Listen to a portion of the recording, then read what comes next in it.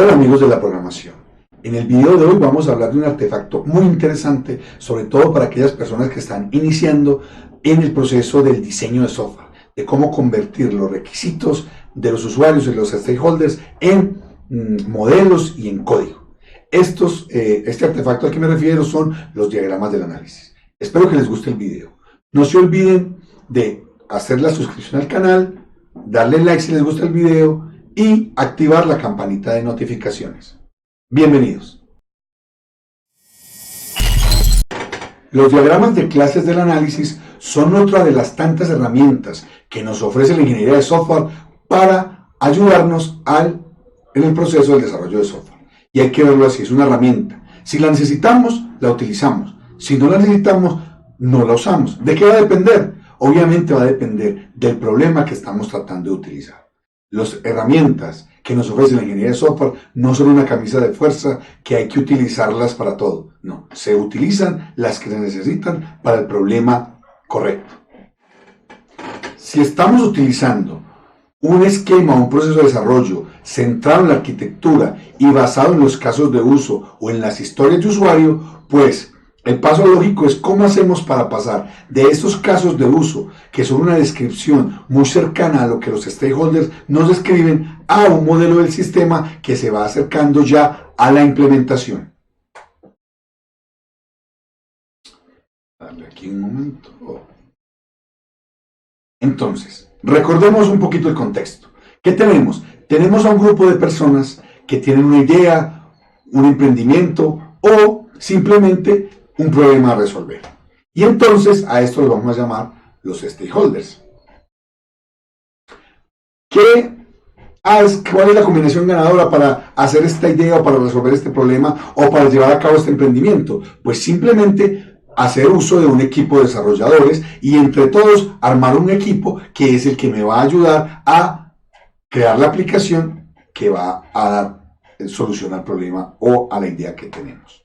Entonces, después de reuniones, de un proceso interactivo que es incremental, que puede ser ágil, podemos llegar a una descripción cercana a lo que los usuarios desean de la aplicación.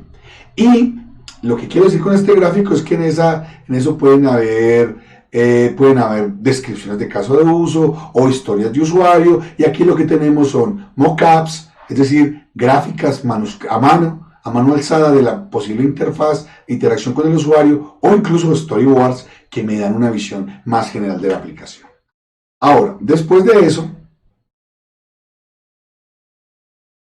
pues la idea es obtener un modelo. Algo que ya no va a ser tan fácilmente entendido por los stakeholders, pero que al equipo de diseño, dependiendo del problema, le va a ayudar a llevar a un modelamiento y a una implementación real del sistema. Como les decía, si nos estamos basando en un proceso de desarrollo que esté centrado en la arquitectura, pero que esté siendo manejado por los casos de uso, entonces, o guiado por los casos de uso, lo que significa es que todas las etapas que estemos utilizando para el desarrollo de software, como pueden ser los requisitos, el análisis, el diseño, la implementación, las pruebas, el despliegue, la evolución del software y todo esto en ciclos pequeños, todo este proceso cíclico va siempre orientado, va siempre guiado por los casos de uso y centrado en la arquitectura. Es una forma de hacerlo que ha demostrado su validez en muchos proyectos a nivel internacional exitosos, que son, validados si uno mira la información que está en el CMM Institute y verifica muchos de esos paradigmas que se aplican. Centrados en la arquitectura, guiados por los casos de uso, pero independientemente incluso de ese formalismo, es muy básico entender que si yo defino una arquitectura base al comienzo del desarrollo y un artefacto que me va a ayudar a hacer la trazabilidad a través de todas las etapas del desarrollo que decida aplicar, pues va a garantizar una mayor calidad del software final que vamos a obtener. Siguiendo entonces con este esquema de guiarnos por los casos de uso, si nosotros tenemos un caso de uso especificado, como por ejemplo buscar viajes huésped, y acercamos ese caso de uso a lo que son su implementación, a lo que es su implementación mejor, a esto lo llamamos realización o realize. ¿En qué consiste entonces la realización de un caso de uso? Cuando tomamos este elemento abstracto, definido, con respecto a la implementación y lo relacionamos con un artefacto que se acerca más a esa implementación, a eso lo vamos a llamar realización. Como lo pueden leer ahí. Y también en esos objetos, la realización no solamente es definir esos objetos a partir del caso de uso o esos componentes, sino la interacción o las interacciones de esos elementos, sean objetos o componentes o funciones, la interrelación entre ellas para dar solución al caso de uso que se está realizando. Entonces, si partimos del insumo de unas historias de usuarios o unos casos de uso mejor y queremos obtener el modelo del análisis, entonces existe una serie de pasos que se nos plantean, que son interactivos, como todo lo que está, digamos, en auge actualmente en la ingeniería de software, que son esos procesos cortos, interactivos e incrementales. Pues lo primero es identificar las clases de frontera. Ya iremos a ver cada uno de estos elementos. Lo segundo es identificar las clases de control. Lo tercero es las clases de entidad. Aquí tenemos las tres tipos de clases en los modelos de análisis. Clases de frontera, clases de control y clases de entidad. Luego identificamos los atributos de esas clases, las asociaciones que existen entre esas clases y, si es necesario, un modelo de interacción, que puede ser un diagrama de actividad, que puede ser un diagrama de estados, que puede ser un diagrama de secuencia. Y en esos elementos, pues, al finalizar tendré un diagrama o un modelo de análisis que me va a servir como antesala a lo que va a ser el modelo de diseño. No olvidemos, es un artefacto, es una herramienta que la utilizaremos o no de acuerdo a nuestra conveniencia. Perdonen que sea reiterativo en ello. Entonces, siguiendo los pasos anteriores, lo primero que vamos a hacer es identificar las clases de frontera. Entonces, vamos a tener aquí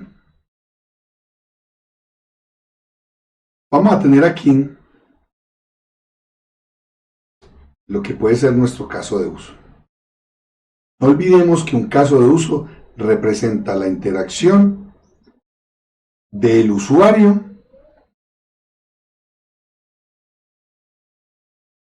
y lo que para nosotros es un texto que describe el sistema, que puede ser el caso de uso o la historia del usuario.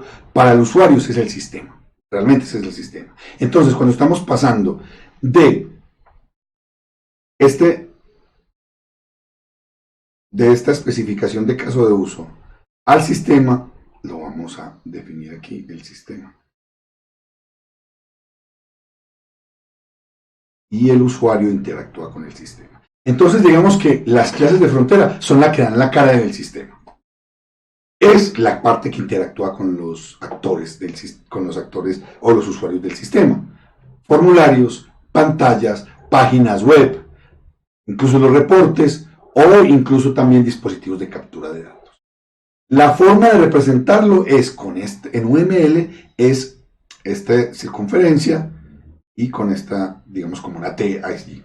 A esta la vamos a llamar diagramas de frontera. Algunas herramientas no permiten hacer esto, entonces lo puedo representar aquí. Simplemente una clase normal de UML. Esta es una clase normal de UML. Y este es simplemente un estereotipo que me está indicando que es una clase de frontera. O algunas herramientas permiten incluso poner el diagrama aquí. Como ejemplo, podríamos decir que si yo tengo un caso de uso, pues entonces aquí tengo la pantalla o formulario préstamo libro, y aquí, por ejemplo, también lo estoy definiendo con otra manera de modelarlo.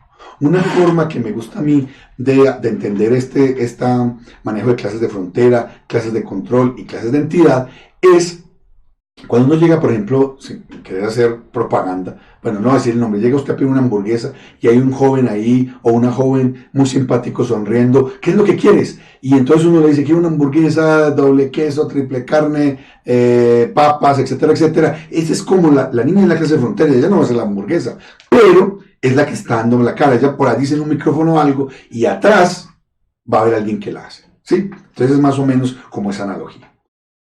¿Cómo la detecto yo? Hay una importante por lo general es una clase de frontera por cada caso de uso. Y yo debo identificar cuando en el caso de uso que está haciendo la interacción, pues cómo interactúa el usuario con el sistema. La idea es no profundizar aquí aspectos de colores, de tamaños de texto, de muchos elementos visuales. Realmente lo que me interesa a mí es identificar que va a haber una clase que se va a encargar de interactuar con el actor. Luego viene la clase de control. Regresando a la analogía que les decía de estas hamburguesas. La persona allí, la que es la clase frontera, dice, bueno, una hamburguesa, todo lo que acaba de decir. Y alguien allá escucha y empieza a controlar y a manejar a los empleados que tienen para que hagan las cosas. Esa persona que escucha es la clase de control. En nuestro caso, pudiéramos estar diciendo que,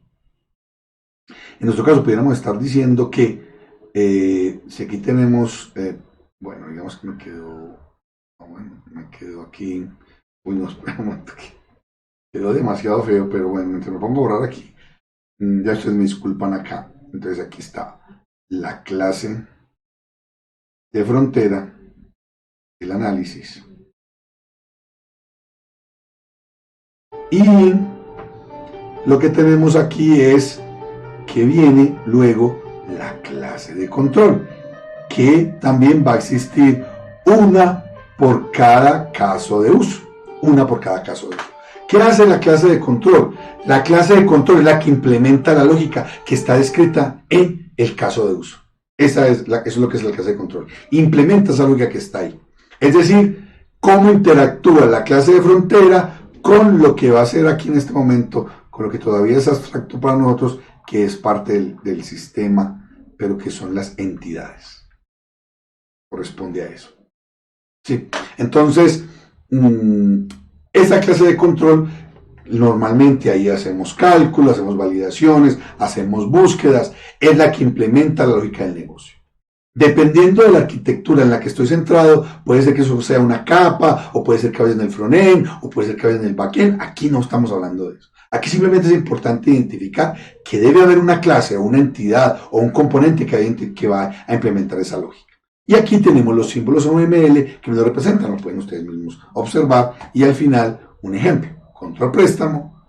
Y no olvidemos, como heurística, debe existir solamente una clase de control por cada caso de uso. Y solo en el caso de que sea muy complejo, se podría dividir, pero mi recomendación es, si la tengo que dividir, posiblemente eso sea otro caso de uso. Ahora ven las que están, digamos, como al fondo, que son las clases de entidad. Cuando uno realmente está modelando un sistema, desde el punto de vista solo del stakeholder, de los requisitos, pues lo que ve son las entidades, son aquellos elementos que normalmente deben ser almacenados en el sistema, deben permanecer almacenados, deben ser persistentes. Conceptos abstractos del sistema, personas, facturas, estudiantes, etc. La forma de modelar estos en UML es como lo observamos ahí, muy sencillo. Y la heurística, por ejemplo, aquí tenemos un libro, es un elemento muy fácil de identificar. Las heurísticas son que una entidad, generalmente son los sustantivos o nombres que aparecen allí, son elementos del dominio del negocio, es decir, del contexto en el cual estoy trabajando. Si estoy haciendo una aplicación para transportadores, pues será el conductor, los vehículos, las empresas de logística, etc. Y normalmente esas entidades van a tener atributos o características. Vamos a mirar dos ejemplos rápidos. Por ejemplo, registrar paciente y asignar cita. ¿Qué son estos? Estos son casos de uso. Y aquí tenemos una especificación.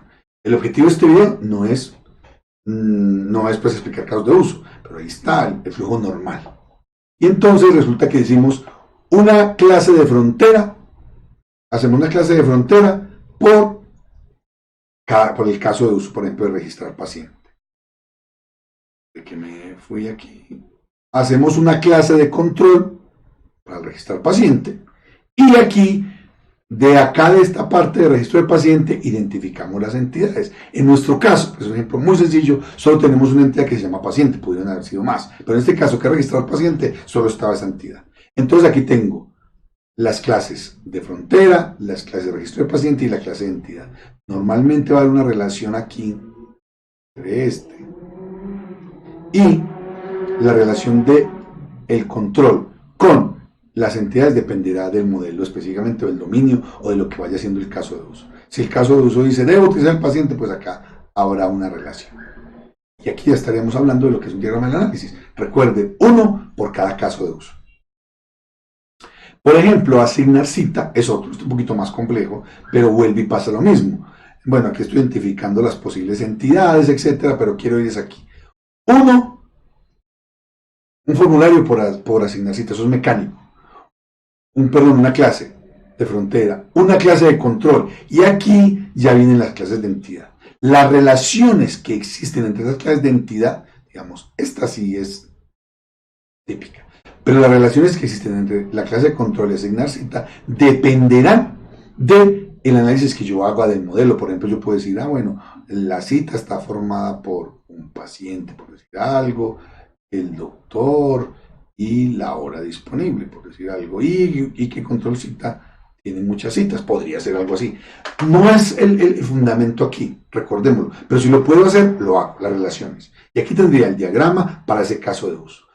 Lo importante aquí, que no nos perdamos por la simplicidad de los ejemplos, es que yo tengo una descripción textual que ha hecho un stakeholder y yo de ahí estoy obteniendo elementos abstractos que me van a llevar a una implementación.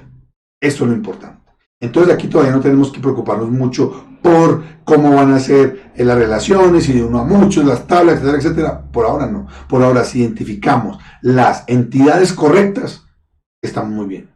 Y las relaciones entre ellas, pues un paso más adelante. Porque lo demás es muy mecánico. Es una clase de frontera por cada caso de uso y una clase de control. Ahí no hay, digamos, que pensarlo mucho. Hemos terminado este video. Esperen otros videos relacionados con más información y más, digamos, elementos de modelamiento de las clases del análisis. Pero por ahorita dejamos el video aquí. Espero que les haya gustado. Nos vemos.